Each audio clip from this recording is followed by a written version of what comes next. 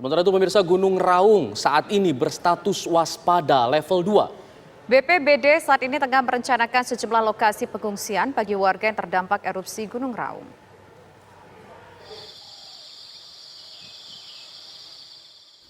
Gunung api Raung yang terletak di perbatasan Banyuwangi, Bondowoso, dan Jember, Jawa Timur terus mengalami peningkatan aktivitas.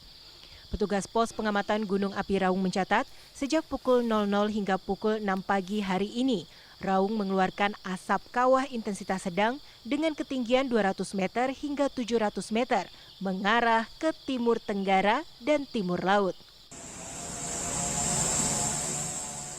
Sementara untuk data kegempaan tercatat hembusan 1 kali, tremor non-harmonik 48 kali dengan durasi 74 hingga 1780 detik, sedangkan gempa tektonik jauh berjumlah 1 kali.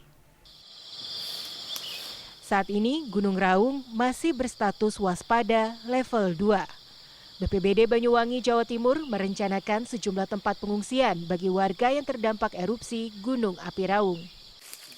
Misalkan di Kalibaru kita sudah persiapkan, kemudian di Glenmore juga sudah kita persiapkan tempat pengungsiannya, di Sempu juga sudah kita persiapkan, kemudian di Songgon sudah kita persiapkan.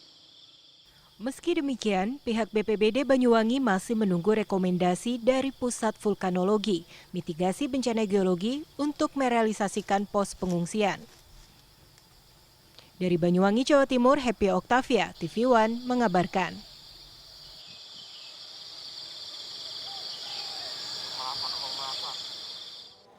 Pemirsa, Gunung Merapi di perbatasan Yogyakarta dan Jawa Tengah mengalami erupsi besar pada hari kemarin. Selain itu, hari ini Gunung Raung di perbatasan Banyuwangi dan juga Jember, Jawa Timur terus mengalami peningkatan aktivitas. Ya, kita akan berbincang dengan Kepala Mitigasi Gunung Api PVMBG, yaitu ada Pak Hendra Gunawan.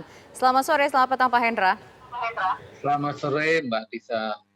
Pak, pertama kita ingin membahas terlebih dahulu mengenai letusan Gunung Merapi. Apa sebetulnya yang terjadi? Karena kan kita ketahui bahwa Merapi ini sudah cukup lama sekali ya menunjukkan aktivitasnya. Tetapi kemarin sempat terjadi aktivitas yang luar biasa cukup masif, Pak. Iya, sebetulnya di Gunung Merapi ini ada proses pembentukan kubah, di mana kubahnya ada pada lereng di puncak sehingga tidak stabil. Nah, ini guguran dari ketidakstabilan kubah lava ini yang mengakibatkan terjadinya erupsi awan panas guguran. Seperti kemarin kan jumlahnya ada 52 kali guguran dengan jarak maksimalnya 3 km ke arah barat daya. Jadi selama ada pembentukan kubah ya potensi terjadi awan panas masih akan tetap terjadi. Ya. Baik. Pak, kalau misalnya memang kemarin Gunung Merapi sudah erupsi besar, apakah kemudian akan ada susulan erupsi lanjutan, Pak, dalam waktu dekat misalnya? Ya, jadi dari pemantauan dari BPTKG di sana yang berada dengan pos-pos yang ada di sekeliling Gunung Merapi ini masih menunjukkan adanya pembentukan kubah lava di puncak. Walaupun rate pembentukannya tidak terlampau besar, sehingga potensi tetap ada, hanya mungkin jarak luncurnya masih seperti yang kemarin. Artinya sekarang bisa dikatakan apakah ini fase Merapi dalam bahasa awamnya dalam fase cooling down atau sudah melewati puncaknya, Pak? Saya kira selama masih data terutama yang harus kita pegang adalah data monitoring. Data monitoring menunjukkan masih terjadinya adanya pembentukan kubah lava di puncak. Sehingga walaupun rate-nya masih kecil ya, volumenya juga kecil, jadi dengan rekomendasi yang disampaikan oleh BPTKG itu masih dalam batas aman. Pak, berapa lama biasanya sebuah gunung ini mengalami fenomena pembentukan kawah atau kubah itu, Pak? Wah, itu tiap gunung bervariasi ya, seperti di Sinabung itu sampai 5 tahun. Nah, kalau Merapi kan tidak seperti Sinabung, ya kita pantau saja dengan melalui monitoring kegempaan maupun deformasi yang sampai saat ini rate pembentukannya masih ada walaupun belum terlalu tinggi. Ya kita ikuti saja. Pak, begini kita tahu bahwa di situ banyak masyarakat yang tinggal di sekitar kaki gunung, berdampak ke sejumlah desa, bahkan sudah ada beberapa yang katanya ke tenda pengungsian. Tentunya mungkin mereka juga ingin segera bisa kembali ke rumah mereka begitu Pak, meskipun dengan status gunung yang masih cukup mengkhawatirkan saat ini. Lantas kira-kira apakah bisa diprediksikan berapa lama mereka harus standby di posko pengungsian, dalam artian berapa lama Gunung Merapi ini akan tetap terus aktif ke depannya Pak? Sebagai gambaran apakah bisa diprediksikan Pak? Wah, itu sulit ya. Dimanapun di dunia tidak ada yang bisa memprediksi kapan dan berapa besar erupsinya. Yang bisa kita ikuti adalah perkembangan datanya ya. Jadi data sekarang memang berbeda dengan data kemarin, relatif dengan penurunan. Tapi kita tidak bisa melihat ke depan akan naik atau turun. Ya kita berdoa saja mudah-mudahan ini tetap stabil.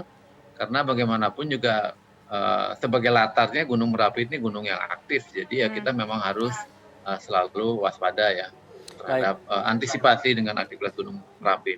Baik, kita beralih ke Gunung Raung, Pak. Bagaimana Pak pantauan dari PVMBG mengenai Gunung Raung ini akhirnya erupsi juga, Pak? Ya, ini pola erupsinya masih sama dengan tahun 2015.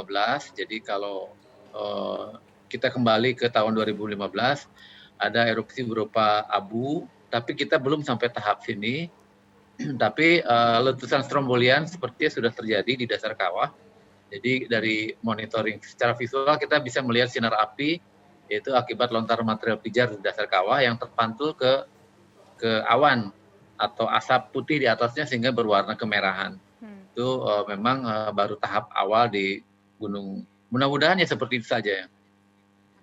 Pak, ini kan kita ketahui bahwa Gunung Raung, Gunung Merapi ini kan secara kasat mata, secara pemahaman awam berada di satu pulau yang sama. Apakah ini mungkin bisa jadi juga ada konektivitas antara kedua gunung ini, Pak? Saya kira tidak ya. Kalau setiap gunung bisa dikatakan mempunyai sistem sumber magmanya masing-masing. Kan di antara Merapi dan Gunung Raung juga ada Gunung Bromo, ada Gunung Semeru. Mereka juga mempunyai sistem ini masing-masing. Baik, Pak, terakhir mungkin kalau melihat aktivitas vulkanik dari Gunung Raung saat ini, apa dari pemantauan PVMBG ini tingkat bahayanya seperti apa? Seperti yang sudah disampaikan bahwa rekomendasi pada level 2 ini adalah berjarak radius 2 km dari pusat aktivitas erupsi. Jadi sebetulnya daerah yang terancam itu masih di sekitar puncak atau di dekat bibir kaldera. Di luar jarak itu silakan masyarakat beraktivitas seperti biasa. Oke. Baik, terima kasih Kepala Mitigasi BMKG atas waktunya. Bapak Hendra Gunawan sudah berbincang bersama kami di program Kabar Petang. Selamat sore.